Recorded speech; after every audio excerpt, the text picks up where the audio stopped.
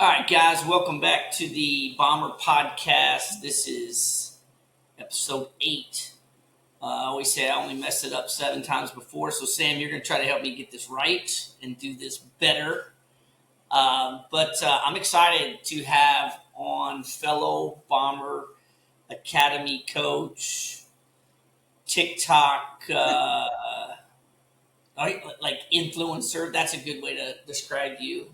I love your TikToks. But Sam Banister, who coaches one of our 16U teams out of Florida in our academy, and Arizona softball great. I was doing a bunch of research on you this morning, Sam. So rather than me go in and tell everybody about you, you tell everybody about you. Tell us who you are and what you up to. Okay. I'm Sam Banister Calero, and I played at the University of Arizona for Coach Andrea, 2-time national champion. I played 2 years professional softball in the NPF, and then this little thing called the Pro All-Star League that kind of tried to spin off of that. And now I live in beautiful Florida. I grew up in California, and now I'm down here doing my thing. Yeah, I'm a travel softball coach. I'm a mom of 3 boys, and I'm the boss of my family. I'm a wife. 3 boys. Yeah. Goodness. Yeah. Are you shooting for?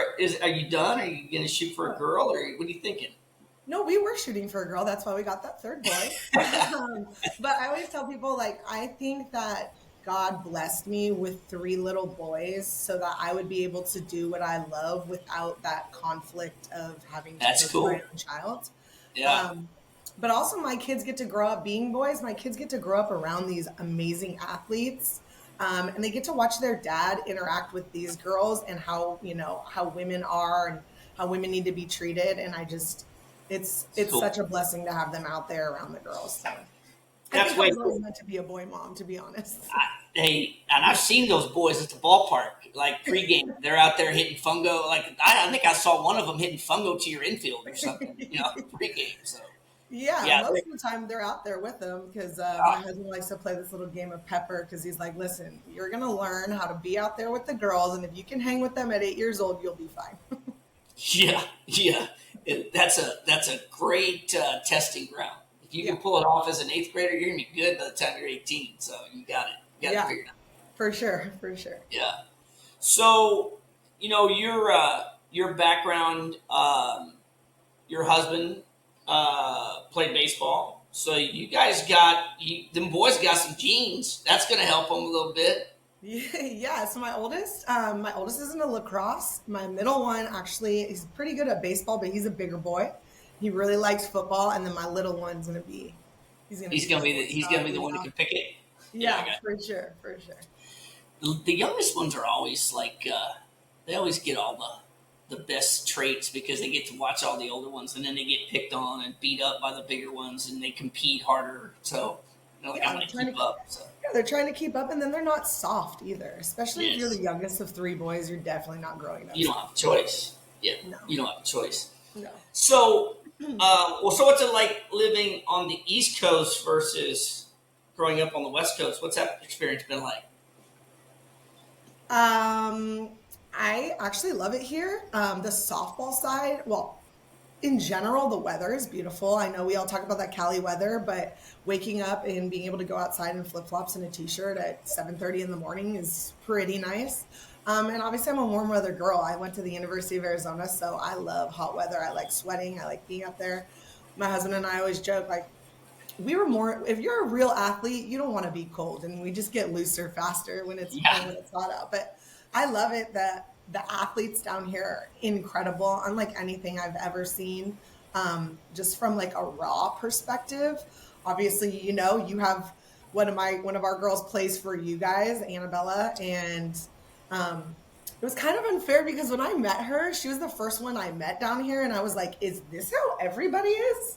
Because if this is how everybody is, that's a different bar when you're setting it on Annabella Abdullah. You're setting the bar at a different level. Yeah, but hey, you talk about those younger siblings. Don't sleep on Zoe, man. I agree. But no, it's been really wonderful. Everybody has been really welcoming, and Very excited about my background and my credentials and just what I bring to the table because I am one of very few women coaches down here. And I have a little bit different of a method of coaching. Obviously, I played for Coach Andrea, so family, culture, discipline, rules, manners are all very important. And I think that brings out a different side in the athletes. So I've been very fortunate with the crew that I've had and built to become pretty successful pretty quickly, just having that style of coaching. But I love it here. I saw that in y'all's warm up.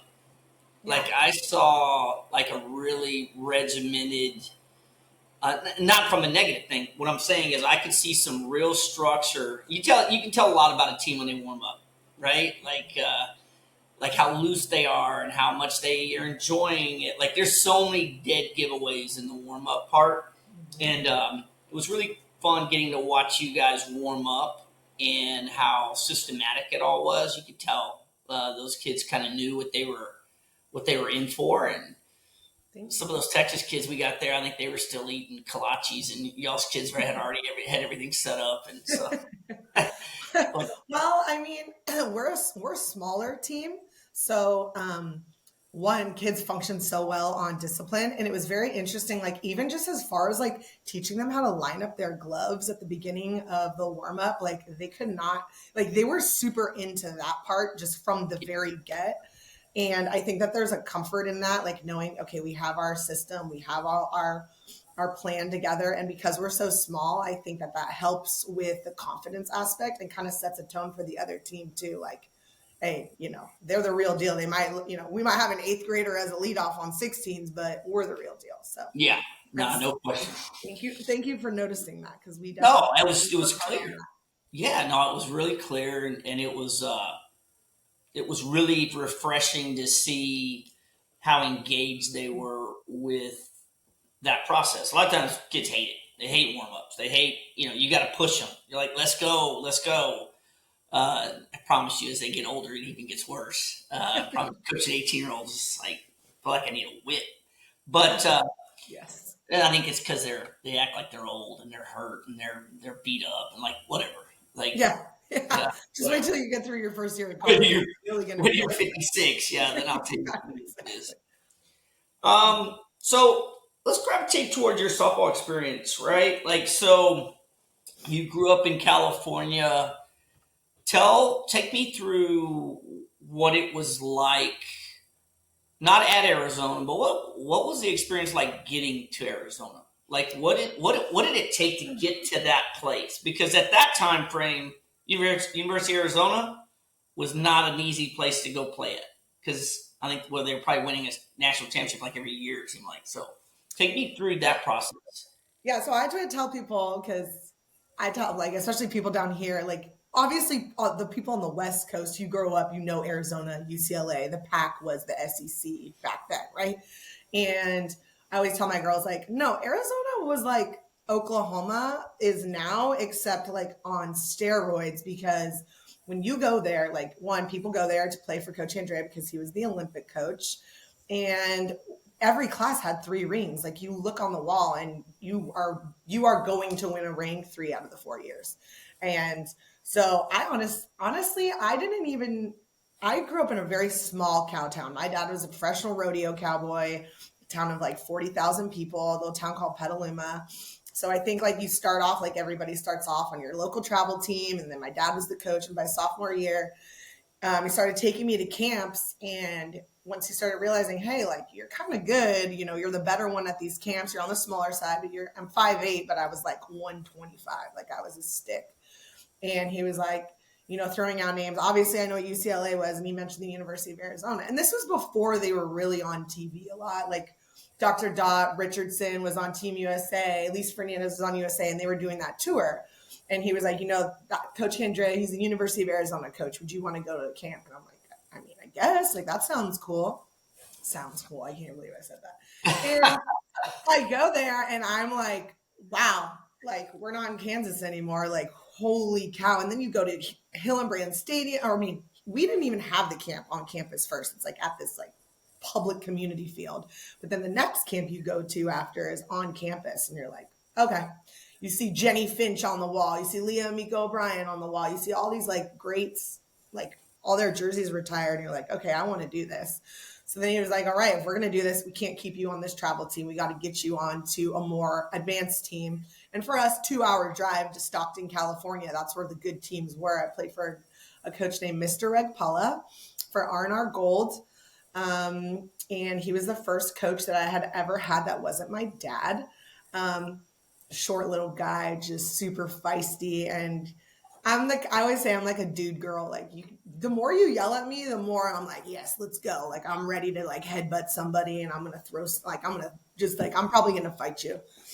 And he got me ready, man. Like he did what he said he was going to do. I played for a guy named Don Ford for the strike zone. He was a different cat. But all these male coaches definitely set that tone for me that they had this level of expectation. And I already told them like where I wanted to go. And it's funny because I told one of them, Don Ford, I'm like, I want to go, they make you write your list. And he goes, go ahead and just cross off Arizona. And I was like, what? He was like, just go ahead and cross it off. Like, look at you. Like, do you see these? And at the time, that team, they were sending everybody to Cal. And he was like, you can't even start over her. What do you think you're going to play in Arizona? And I was like, you know what? I'm going to go and I'm going to do this. I'm going to go in my barn that my dad made into a batting cage and sold all of our horses, cleaned out all the stalls, made everything how it needed to be. And I was out there for hours, my poor little brother. And I'm like, you know what? I'm doing this. And we went to a winter camp. I told this story before on my TikTok. We went to a winter camp and, there's like 400 people there and they have everybody from, the University of Wisconsin coach is there, Kent State coach. Like he just has all his boys out there. And I'm like, working with them. I never got to work with him. My dad was like, if you want to get in front of him, you need to go talk to him. And I'm like, I would rather die than go and talk to him. And he was eating lunch and I was like, hey coach, do you think that you could just watch my swing 5 times? Like just 5 swings. And he's like, and everybody's there, all the current Arizona softball players. And I'm like, oh my gosh, like they probably think I look like such an idiot. And I go and he's like, wow, that's a pretty good swing you got there. Like, where'd you learn that? I'm like, well, my dad bought your YouTube videos and he's been teaching me how to do this. And he was like, well, it looks like you've been listening. And then we went to the field. We went like lunch broke and we went there and I see him come up on his golf cart and I had a pretty good arm. And I was like, whatever you do, like your hands will be fine. Just throw this fucker as hard as you can whenever you get this thing. And man, like I was just making plays like I've never made in my life. And I got invited back and yeah, it was between them, Oklahoma and Florida State at the time. And I loved Coach Kendrev. Florida State gave me a full ride 5 years back when you can do it. And coach was like, we have no money. You're probably not going to play. But we like your hard work. He's like, you're the most competitive person I've probably ever met. And that's perfect for our program. And I walked on as a recruited walk-on and actually ended up earning my spot the very last practice before we opened up play. And I was the starting first baseman, 8 hitter. But I was one of 3 freshmen in a JC transfer. So there's 4 of us going into back then. I mean, there wasn't 28 people rosters. There's 15 player rosters. And Yeah. 3 of them were pitchers. And I'm, my whole infield's all Americans. Kaylin Lowe's in center field. Christy Fox is at shortstop. So super intimidating, but it was a whole different ball game back there. Like you would go to the camp and do your thing. I think I recorded a video that I paid some lady to do, and we sent out all of our CDs, like hoping that we would get some attention. And it was really funny because I went back and actually watched that CD because when we moved here, I was like, let me see what this is.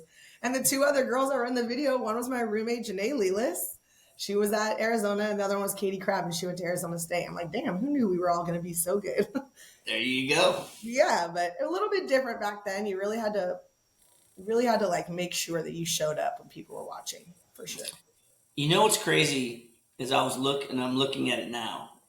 Your stats. Your stats tell an crazy, incredible story, right? Okay. Like and here's what I'm gonna rattle these stats off, and there's a message in these stats, right? Okay. Your first year, you played in 4 games. You started 2 of them, right? On here, you had 1 hit.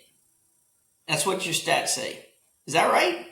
No, somebody else was telling me about my stats. I'm like, they're like, it said you only played here and here. I'm like, I started every game until my lung collapsed against UCLA my freshman Well, year.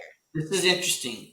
Now, the message that this says shows like you weren't. It says like what's crazy to me is what you're like. Here's your slug. This is the 4 years it has for your slugging percentage. Okay. 167, 361, 526, 615. Yeah. Like you got better every freaking year. Yes.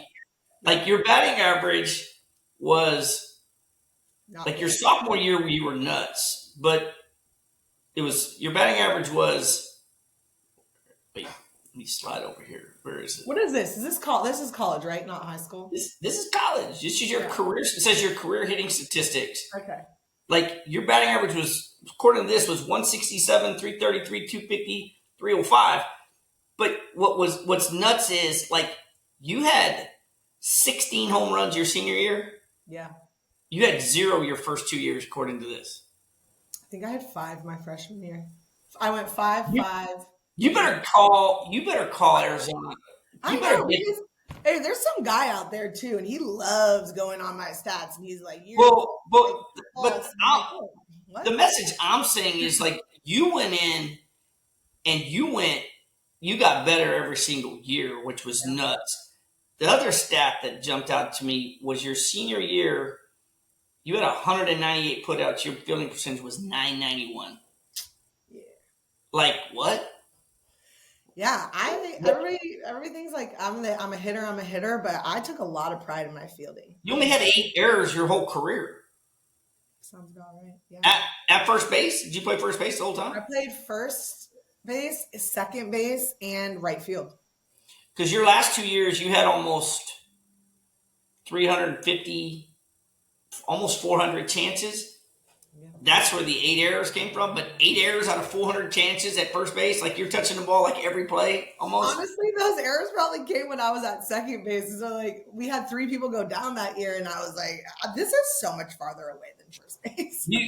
You had some good numbers. And probably playing in some really crazy environments, in some tough games, especially at that school. So the message I saw when I saw these numbers was like, you just grinded out like a lot of people get to college and like, I'm as good as I'm going to be. They should be playing me. I should be the starter. Like it looks like that you just kept on with that grind that you described in getting there because you don't get better every year if that's not happening. Yeah, no, I knew, well, after your freshman year, you're a national champion, and then you have your exit meeting and you get told what you need to work on. And like I said, I had gotten injured about halfway through, so I didn't play, and I was like, F that. I'm never sitting the bench again. Like I made that a point, and coach was like, if you're going to find a way, you got to hit again. So I went back home and, back to that barn, back in those fields, and well, that was your best. That was your best. Like the numbers were your sophomore year were kind of nuts. Like that was the biggest jump. Yeah. Your on base percentage was 442 your sophomore year. Like you only struck out 9 times. Like you grinded. So I think the message what I was trying to get is like it's a really tough environment. You said you walked your way on to one of the best colleges in the country for one of the best coaches in the country, and he challenged you to go back and get better. And you put that behind it. Yeah. So like that, I think a lot of players understand. Like sometimes they think, oh, I committed. I've gotten there. I'm good. Like, no, that's not how this is going to work. Right. Like, no, don't you guys have that? We call that the committed curse. Yes. Yeah. That's it. Yeah. No. Shoot. After my sophomore year, coach was the Olympic coach the next year, my junior year. So he took a leave of absence, and we actually all kind of came together as a team. We're like, are we going to play or are we going to all redshirt and wait? And we were like, you know what? No, we're going to all play. We're going to represent him. So we took it as a personal thing. Like everybody thinks that the 1 year we didn't make it to the World Series was the previous years that coach took his leave of absence for USA. And we were like, no, we're not doing that again. We're going to do this. We're going to show everybody that we can get back there. And so I think like my mentality in the box was so much different because I wasn't just up there free swinging or like looking at coach at third base to give me the answers. Like I really had to dig deep and be good. Yeah. What was it like playing for him as a coach? Like the obvious, take away the obvious that he's arguably one of the greatest coaches ever, but like just his personality in the dugout, in the tough moments. What was he like playing for? It's every time someone asks me that, I get the chills, because it's something that you can't. He made me feel like I could do anything. He brought us into this family of such tradition and such greatness. But first and foremost, it was about being a good human and being good people. And I think we all definitely, like when we all come back for our alumni games, like you can tell we all have that in common, is that we are all kind of the same personality as far as people, just the goodness in our heart. But he challenged us. I mean, there was no letting up. He went out there every day with his batting gloves on and his fungo, and he would smoke balls at us, give us really, like, obviously give us feedback. But he just kind of had a calming, elite presence that just made you want to represent him the best that you possibly could. And I tell the story when people say that, I'm like, every single time that he would say, Sam, I need to talk to you in my office, I would go, well, even if he didn't have to talk to me, when I was in there, I would just immediately start crying. And he'd always put the tissue box right in front of me. And I'm like, I just love you so much. And I respect you so much. And I want to do so good by you that I can't stop crying. And most of the time they were good conversations. A couple times was me getting in trouble, but most of the time it was good conversations. And, he's so knowledgeable about the game, so calm and practical about how to approach situations that it was like, and he was so good about preparing us at faster than game speed so that when the game actually came, it was like, oh, well, coach already did way more competitive stuff at practice than we're even experiencing right now. So he did a really good job. And then we had access to Team USA because they were there too. So we would get to go and watch them. And sometimes like Lovey Jung lived in Arizona, lived in Tucson. Jenny Finch lived in Tucson. So they would come and they would practice with us. And then we had all of those girls coming back and giving back to us, teaching us about those traditions, teaching us about what's expected of us. So, just continuously surrounding us with the best of the best along with himself. Like, I mean, we were so blessed, so blessed. One of the really cool moments for me watching softball, just watching softball, and cool in the sense like it was like one of those things where you're like, that's slick. Was legit watching him pack his bag at the World Series when they got beat, and watching him like zip the bag up and take his stuff, and they had the camera on him, and you're like, it was almost like some people could be sad or disappointed or whatever, but like it was as if he was like zipping up and like, I've done enough here. Like this is where I'm supposed to play my last game's supposed to be here, Yeah. and whether I won or lost, I've done enough for this. And and like walking away in the sunset, he didn't walk away anywhere. He's probably got his stamp all over Arizona. He's got his stamp all over softball. I'm a big fan of him. But what I'm saying is it was just a really surreal moment watching him zip his bag up. That's what sticks in my brain, was him zipping his backpack up and putting that on his shoulder and walking in that tunnel to walk out. It was just like him, like, I'm good. I know, and I don't know Walks if in a good place. I don't know if you noticed it, but like I watched Taryn Moa, and Caitlin. They both stayed right next to him. They waited for him. They kind of followed him out there, and then the next year, I got to be at the World Series. I flew in. I was like, man, because Taryn was my roommate, and I'm like, I'm going to go and support them. And I got to be there, sitting right next to him, celebrating with him when they got their first win at the World Series while Kate was the head coach. And I looked at him, and I was like, holy cow, what a full circle moment. I'm crying. He's crying. It was it was really cool. It was really cool. Yeah, it's real cool. It's cool when good people do good things for the sport or whatever it is in life. But you can tell his stamp in every facet of the game. Because I think about like when the Bombers first started, that's who you looked at. Like you looked at Mike Candrea, and you were like, okay, what are they doing? Like, and obviously the whole slapper thing and that aspect of it, that changed the game. It changed rules. It changed defenses. It changed every part of it, and they perfected it. And he was a big part of that. So it was just when you have that much influence on the sport or the game, that's when it's kind of cool. It's cool to win. To win, like the winning part speaks for itself, and when you're building good players and you have good culture and you do all those things, those are the easy things. But when you're making a stamp on the sport, and then all of the people who are in the sport, your stamp is on that. Like that's when people should look at someone and go, "That's different." Like Yeah. it's one thing to win games, but it's a whole different thing to change the game, right? Oh, And he definitely did. yeah, For sure. he Yeah, I definitely mean, did. look what he did with Team USA. I mean, Yeah, yeah, no it's denying it. crazy. Crazy. No, it's and I think the affinity that the players that have played for him, whether that's at Arizona or on Team USA, is pretty clear how their affection for him and what they think he was to them and how that process went. So way cool. Yeah. So you are pretty big into TikTok. I watch your TikToks. Your TikToks are they're sometimes controversial. Like you like to stir the pot with Yeah. your TikToks. Well, I Is mean, that by design? sometimes, no, I didn't start off doing that. First of all, I moved here and I didn't have any friends because it was just like me and my kids and my husband and just like downloading, like losing our business and how are we going to start over. I mean, we took a big leap of faith coming out here. We had literally nothing. And TikTok was just like, okay, I'm just scrolling through and I'm like, well, maybe this is a way to introduce myself.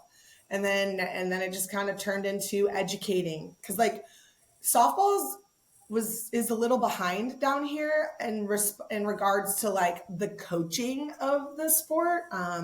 Just what's high level, like for example, slapping defenses. Like they still have the second baseman standing right next to the pitcher, and so Yeah. it just came like, and with lack of education comes a lot of parents like being, I don't know how to say that politely, just being shit disturbers. Yeah. Because what you don't know, you don't know. And so it kind of Yeah, came, you fear what you don't know. Yeah. yeah. And then like a lot of questioning and a lot of this. And I'm like, okay. And then at first I was like, I have my credentials. Why do I need to explain it to you? And it's like, oh, because you guys don't know me. And you guys haven't played at the high level of California softball, at the University of Arizona softball. Like, so it started off as me educating. And then, there are some controversial topics, like, the whole face mask Well, thing face mask thing. most recently. But and also that did kind of come from me being like, you know what, like somebody pissed me off. And I was like, I need to, instead of me being pissed off at my kids and my family or whatever and taking it on them, I'm just going to do this real quick and then I'm going to see. Because you know what? A lot of people, it was funny. It's always the people that disagree with you that are the ones Sure. like on there. Yeah. And then it was like, but there's a lot of people that do agree with me. And there's a lot of parents that don't know any better, that just, are just going with the flow of things that maybe didn't play competitive softball and their kids are good. And it's like, we don't need to baby them. We don't need to treat them differently. Why don't we teach them the skills? So TikTok is more of an educational thing, but it's sometimes controversial. And It can be. No, it's fun. yeah. I love your stuff. I love it. I like Yeah. it better. I like it even better when you're wearing bomber stuff. So that's good. Well, I need more gear, bro. I got you. I got you. I'm gonna hook you up. No, the whole face mask thing. I get asked a lot, especially by bomber parents. Like, hey, when should I take the face mask off, and when should I do this? And I too cringe sometimes when I walk out to the ballpark and I'll go watch our teams or any other team, and the entire team has face masks on. Like the outfielders, everybody. I'm like, okay, hold up. Like, catch your breath. Like there's a mom sitting in the stands worried about her little baby getting hit in the face. But this is our opportunity to tell her and teach them we have to instill confidence. And how do you get to that place? Like, take the mask off. Like, let's take it off. Like, so it's so funny because so much of what you said was so right, and people just didn't want to hear it. They didn't want to hear No. that.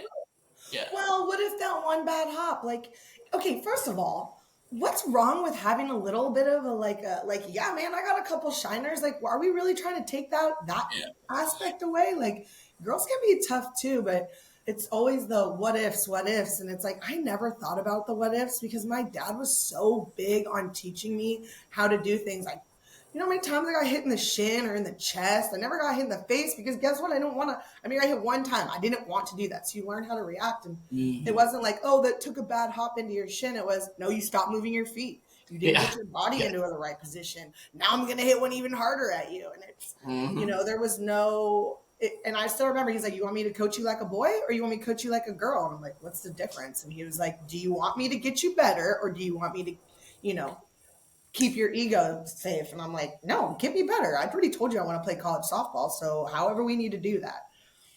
And unfortunately, the face masks are just, yes, there are injuries, but like, for example, yesterday's games, we played high school softball games, and there was a team that, because you can play high school softball in sixth grade if you're at a private school, and their team was a bunch of sixth graders, like primarily like half the team was sixth graders, and they had masks on, and the girls were like, what do you think about that? I'm like, they should. Those little girls should have those on, especially the third baseman who's playing. I think her coach moved her halfway down the line, and at one point I'm like, oh my gosh, she's going to get smoked. Yeah. And I'm like looking at this guy, I'm like, you're setting her up for failure, one, but two, like there are situations where that is necessary and needed because they're not old enough or they're overmatched. And if you're not overmatched and you're confident in your skills, take that sucker off. You don't even need it.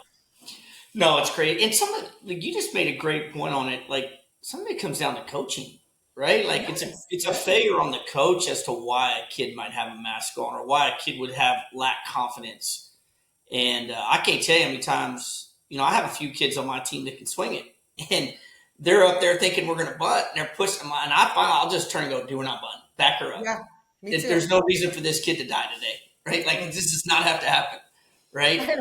Tommy will tell him, be like, hey, yo, like, you should move your girls back. Like, I'm just telling you right now. Yeah. I got Annabella Abdullah up with, we're not squeezing. I promise. Yeah, when the runner's on second and third, no outs, we're not squeezing. I promise you, we're not squeezing. Don't worry about it. You're good. So tell me your thoughts on training, and you mentioned there's a lot of differences, but how are you going about maybe changing some of that mindset out in Florida? Like, what are you noticing, and what do you see that needs to change? Like, let's just take where you're at, because it's different everywhere, obviously. So I just had this conversation the other day because I have one of my players, she's getting ready to graduate at Coastal Carolina. And I'm like, I think I want to get away from private lessons. And I think I really want to get back into developing the youth so that they can continue to get better. Because I remember being at rec practices when we were really young with our dads and their jeans out there doing the scarecrow and the things. They don't do any of that anymore. They don't even know what, glove fundamentals are, everyday drills or anything like those. Like those were introduced to us at 8 years old when we were in California. And that's just how it was. Down here, it's everybody plays, instead of practicing, 3 days a week and then playing a tournament, or 2 days a week and playing a tournament, it's one practice and then straight into games. Like they play 28 tournaments a year or something insane. And I'm like, maybe if we spend a little bit more time on teaching them how to turn a double play and actually, or maybe like catch the ball, that would kind of help develop them faster. But definitely getting into the youth, like the rec leagues, and educating the coaches. Because, the dads, people talk shit about the dads, like dad coaches, that's what makes it go round. Like in these leagues, you can't pay everybody to do it. So you are going to have parents out there, and educating the parents on the steps to do these things, I think is just going to make a huge ripple effect down here. Yeah, and I get asked about the dad coach thing. Let's back up. The dad or the mom, because there's moms involved in coaching too. I hate the whole daddy ball thing necessarily because, it has a connotation that it's just dads, but there's moms involved. And I have this opinion on both. I was a dad. I coached my own daughter all the way through, right? And I worked really hard that you didn't know who my daughter was. Like I was always being really conscious. I loved when people would say, hey, Katie Repley, that's at third base, was your daughter. Like, she was really good. Like, I didn't know that was your daughter. I'm like, that's not my daughter. Like, and I had 2 kids on my team named Smith. They would think those kids are that's not my daughter. Right? Like, that's the best compliment of a parent who coaches their own kid can get, is when people don't know who your daughter is. Because usually it's one or the other. Either you're really easy on them or you're really hard. And you can tell that pretty quickly. But I have found that no one has more passion for coaching than a parent, usually, because they want the best for it. Now, that balance of, can I do this without going too far this way or too far that way? And so it's hard, like we have a lot of parents that coach and I think as you get older and as the level gets higher, it's just such a much easier. You mentioned it, like you were blessed not having to worry about coaching your sons necessarily, right? You can train them, you can prep them, but you don't have to explain to anybody else why they're playing why they're in the batting order at this spot, or why they're playing that position. They've earned that, right? And so I tell my daughter all the time, thank God you could play. Like you saved me, man, because I didn't have to answer too many questions about you. God, I'd been terrible if you sucked. I don't even know if I could have lived with your mom. Jeez. But yeah, it's a hard, and training it's interesting because I think training, I got asked quite a bit about the Florida environment, right? Like I have other people that I know from Florida and have asked me about training and wanting assistance in helping build camps and different, like they feel like that there's a gap. And that's why I was so excited about you guys coming on board as part of the Bombers, to go along with a couple other the teams we have in Florida. Is like, I just want to continue to build our brand and our philosophies in that part of the country, because I think there's really good talent. And just, if you just taking a look at watching your team play, was really refreshing to see the talent. I just think it's something that it's really cool that you're there, because you're going to help speed that process up. What do you think about the state of travel ball? Like what do you notice the big differences between travel ball today? And you mentioned, I think you talked about a lot of teams play, they don't practice enough, those kind of things. But outside of that, like, what do you think of the style of play in travel ball compared to when you played, and the quality? Well, one, there's so many more teams. Like when you were travel ball players, because your parents were ready to make that commitment because you wanted to play after. Like travel ball wasn't something that you did just because you were having fun. Travel ball was like a means to an end. Also, back in the day, you had to win a gold tournament to be a gold team. Now everybody just puts like elites, gold, national teams, all these things. Premier. Oh, unless you're Team USA or Canada or whatever these countries, you're not a national team. Like, Yeah. what, yeah. So what happens is, like, you have all these teams now, and then these, parents get upset because they're thinking that their kid isn't getting a fair shake. And half the time I'm like, just come watch a practice, okay? Like, I'm giving everybody the same amount of time and energy and information, and your kid's not applying it. And then they go, and then they find another team, and then that team has one or two good players, and everything's watered down. So now you have all of these teams that are like half watered down, half have good competition. And now you have giant tournaments, and you got to go. And it's like keeping up with the Joneses, especially down here. Like everybody wants to play every weekend, and they want to be at this tournament. Well, this team's going to be over here. And this team, like, I don't give a shit where this team is. Okay. We're going where we're going to go, and we're going to play, and I'm going to work on things. It's not necessarily always about winning. It's about developing.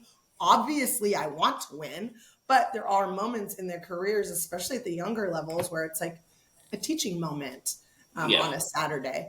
But then you have all these bigger tournaments that are charging $2,700, and then the state of plays, and now everything's so expensive. But I actually was asking my mom the other day, because we're getting ready to do our fundraiser here because it's expensive. We're in the southernmost tip of Florida, so we have to travel literally everywhere. I was super spoiled in Cali, where you can just drive to all the different states around you. And I'm like, every time the fees come out, it's always like, oh, let me break it down. Why does it cost this much? And I'm like, Mom, how much did it cost when I played? She's like, well, Mr. Paul just said here's $5,000 at the beginning of the season. Here's a check, and here we go. And that was in 18s, when you're like playing two months out of the year. Like you're not playing everywhere. So I think like people think it's a lot more expensive now. In some aspects, it is a little bit more expensive.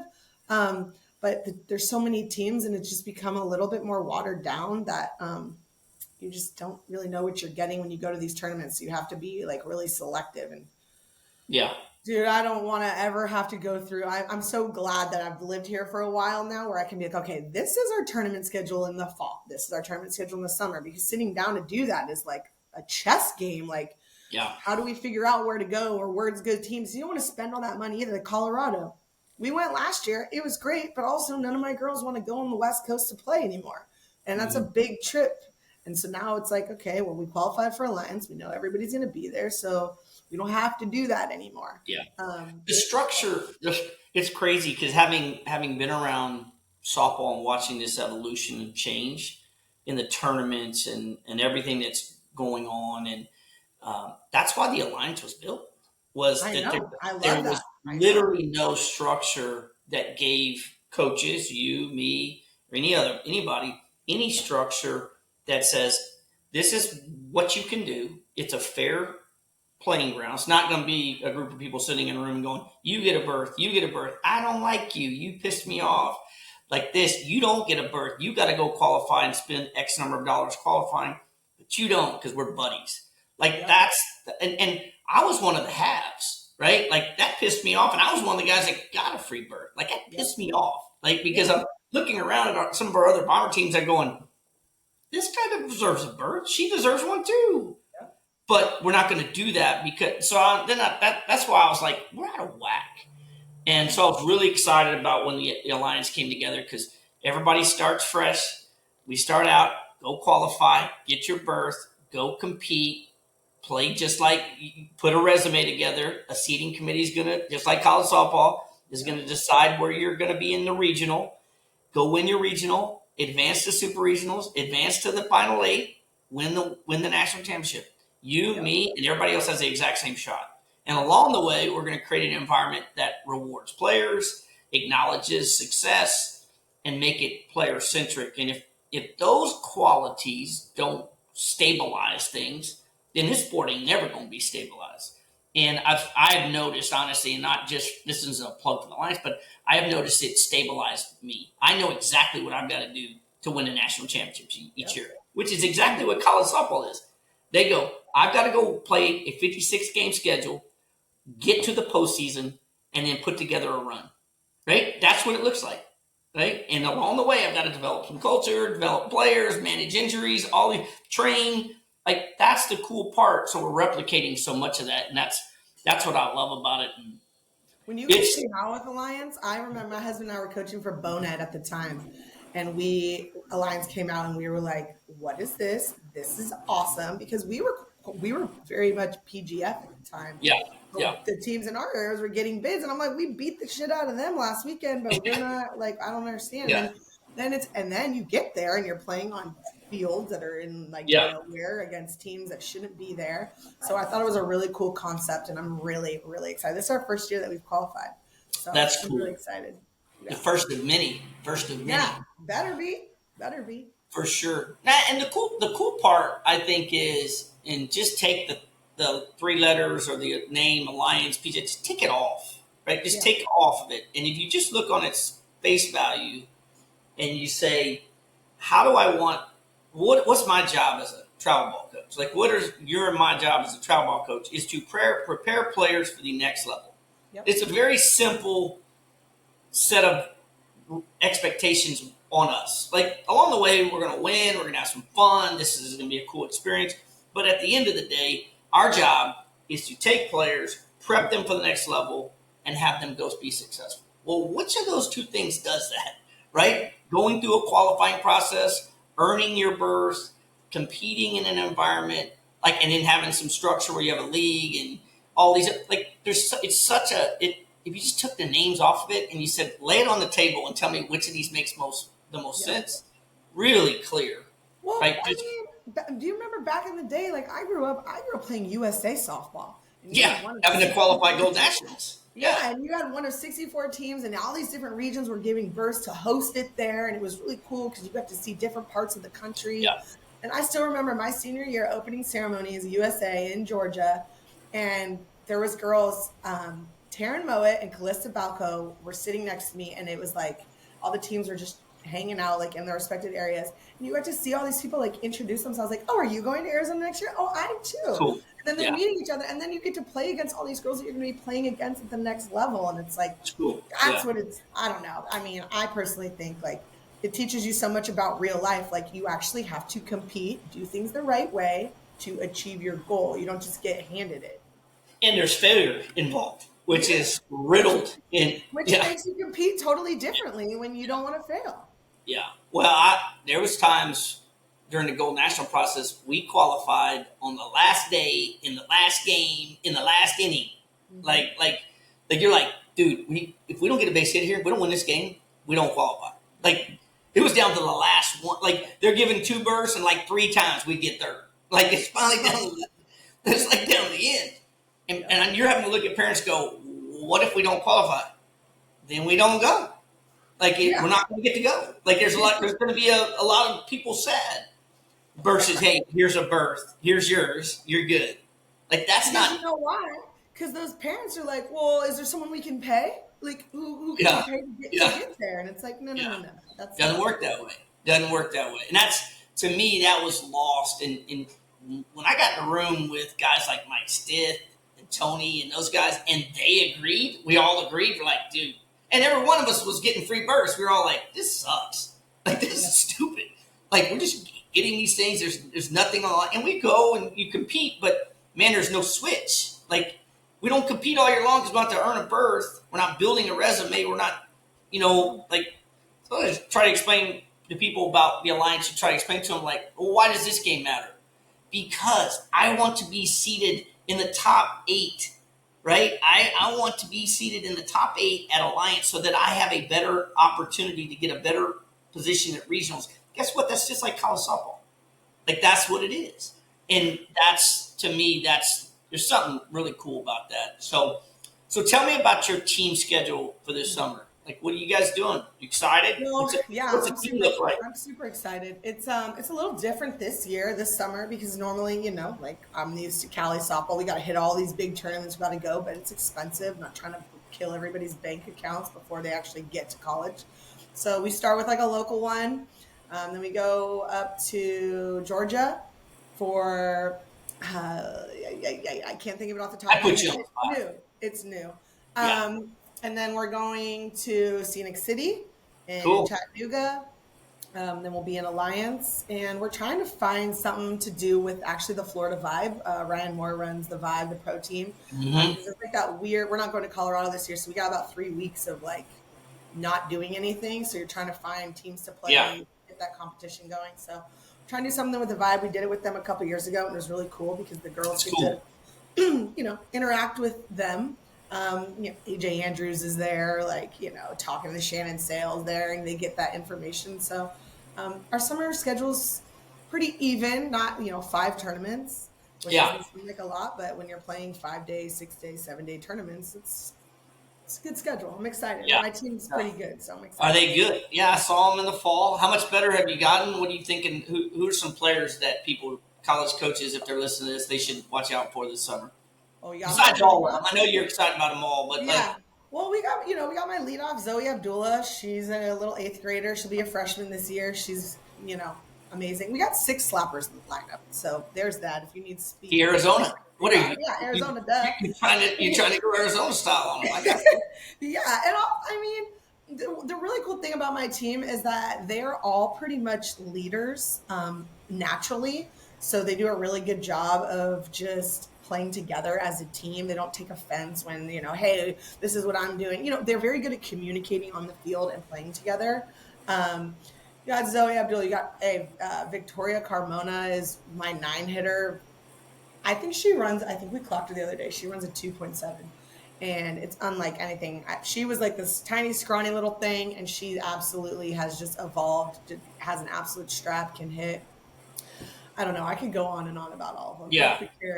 KM. Yeah. We got a bunch. We got a lefty pitcher we picked up last year. She's a type 1 diabetic like my husband. So they connected on like the field like that. And she got added to our team this last year. And she has been such a blessing, especially since I think after we played you guys, my starting pitcher decided that she felt it was in her best interest to go guest play with everybody. Quit mid-season, and our little lefty Brooklyn Tyson, she plays for Bartow High School, who's big Reds in front of her. She's going to Florida, and she's absolutely stepped up, and just I cannot wait to see what she does. And then we got some young ones. We got Casey Reagan, that little young one, her older sister plays for you. Tall 5'11" left-handed pitcher that just is absolutely moving the ball everywhere. So there's some really good players. I'm really excited. And then I got my girls that play for me now at Heritage that also play for my Bombers teams. We got some big lefty bats, Annalie Diaz. I'm really excited. I'm excited because I feel like we've kind of, you know how it goes. Like you start off with a team and then you add and then you subtract and then you add and you subtract. And I think we've gotten to the point now where we have our team and we're going to be together for the next until they go to school. That's cool. Yeah. So what's your husband? You mentioned him a while ago. He played baseball. What's his influence been like on the team? Right? Like, is there a baseball influence? Is he? Yeah. Do you see that? So Tommy is such a blessing, and I need to tell him a lot more how thankful I am for him because he has elevated our team's ability, their approach to the game, to hitting like nothing I've ever seen before. Like I always thought, like, to not sound pompous, but like, no, I'm the one. I played softball. This is my team, and my team has just elevated, gotten so much better since adding him. Him and I do a pretty decent job of coaching together. I was going to ask you about that. How's the dynamics between you two coaching together? Good. We teach the exact same stuff, but he needs to be mic'd up is what he needs to be. He's probably one of the funniest people I've ever met. So he does a good job, but he can also get in their ass too. So he does a good job of being able to translate, like, hey, this is what I'm thinking, like, as far as approach. Obviously he hits with Annie and Zoe. So I mean, he clearly knows a little bit. He had the 1-1 pick in the 2020 draft in Spencer Torkelson. So he works with a lot of high caliber players and he's able to translate just the hitting philosophy approach to the game. And he was pretty damn good. Like I went back and I was looking at his stuff and he was like a 7-time All-Star in minor league baseball. And he was the MVP one year. And, he was diagnosed with type 1 diabetes when he was 19 years old and he was at the height of his career. And he always says, like, man, if I didn't, he's like, especially in these day and age, like my average was low, my power numbers were high. Like back when I played, everybody wanted a high average, man. I was like, yeah, baby, then I wouldn't have met you, and then we wouldn't be together, and we wouldn't be doing this. So. It all worked out the way it was supposed to work. Yeah, yeah. But he is the hitting instructor around here for the best players in South Florida. That's cool. I mean, he's got a kid at Texas A&M right now on the baseball team. Like he works with everybody. He's incredible. He's so knowledgeable. And he allows me to kind of do the other aspect. Like I get to manage the game. I don't have to worry about so much the little things. Like it's different how my perspective of the game as a coach has changed since having him there because I don't have to do it all. He kind of gets to step up. And it's funny because one of the dads told me the other day, they were like, we love you as our daughter's coach, but you're like more their like big sister, where he's like their coach. And I'm like, yeah, I get that. Like girls are different. We're a different animal, No, there's no question. Like for a while on my coming up as mom, I just had men coaching with me, and that wasn't bad. It wasn't bad, but I always felt there was something missing, right? Because there was things that I know my players would love to be able to come ask me about, and not necessarily things outside of the sport. I'm just saying that from their perspective, they want a female perspective on what they're feeling about something in the game, or what they're feeling about a teammate taking their position, or what should I be feeling this way? Like, whereas they wouldn't come ask me that because for whatever reason, right? And it's really cool, like having Kat with me now. Like I can tell, like they're really tight with her. And I'm excited for that because it does give me the freedom. It's almost in reverse. It gives me the freedom. I don't have to be the bad guy all the time either because Kat's mean as shit to him too. Like she acts like she's not, but sometimes like she's on both ends of the spectrum. Either like she's just like wiping their butt for them because they, just to be nice for them. And then I'm like, Kat, these guys that.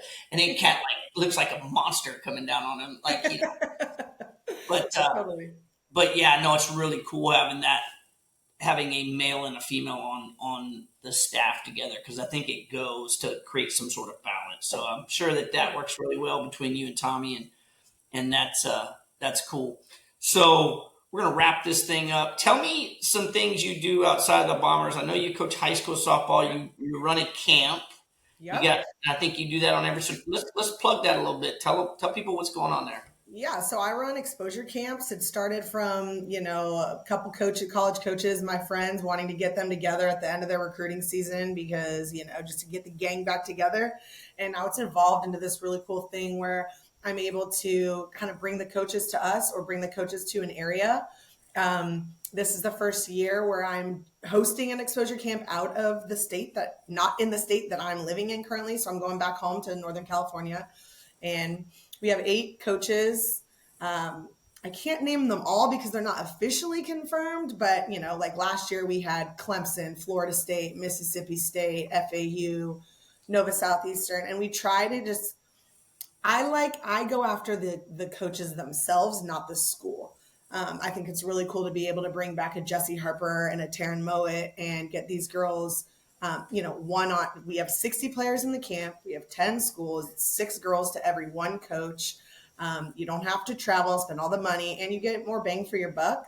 So we'll be hosting one August 4th in Northern California, and then we'll be hosting one down here in January, right before it starts to get hot, and it's warm where everybody else is cold. You're saying January before it gets hot? Is that what you just said? Yeah. Yeah, like right now it's 94 degrees outside. You live in Cuba. Like almost. I know. So, because last year I hosted my camp in August, and every time the last 2 years I've hosted it here, I'm like, they're like, you have to be careful with the rain. I'm like, why is it raining? I'm like, oh shit, I live in Florida now. Okay, yeah. So instead of stressing out about it being a million, it rains every day there in the summer, like every day. About 2:30, 3 o'clock. Yeah. It's nuts. Yeah. I played down there one tournament. I'm not exaggerating. We played into the championship game, and over the course of that week, I'll bet we were in 25 lightning delays. Seriously, yeah. Just leave the ballpark. Go to your 25 times. You're like, this can't be a thing. Yeah, and that's why we ended up starting to leave during the summertime because I got down here and people were like, oh, we finish our tournament season in June. I'm like, June? That's when we're starting to get ready. And they're like, yeah, but you go to a tournament, you sign up, you get all the way up there, you pay for all of it, and then you're rained out by 3 o'clock. I'm like, yeah. That sucks. Yeah, so we're doing those camps. I'm really excited. How do they find out about the camp? How would they? What's the best way to find out about it? Follow me on TikTok.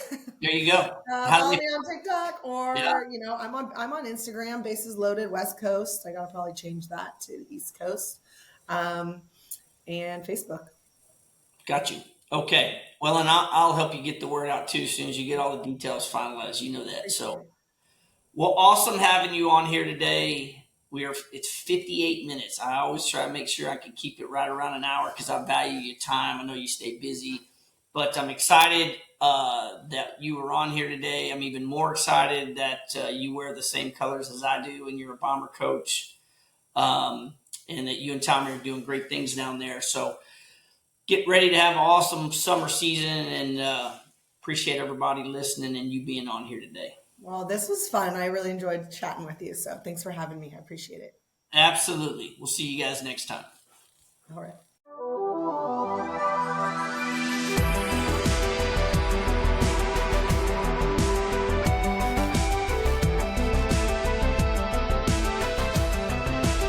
You're listening to the Bomber Podcast.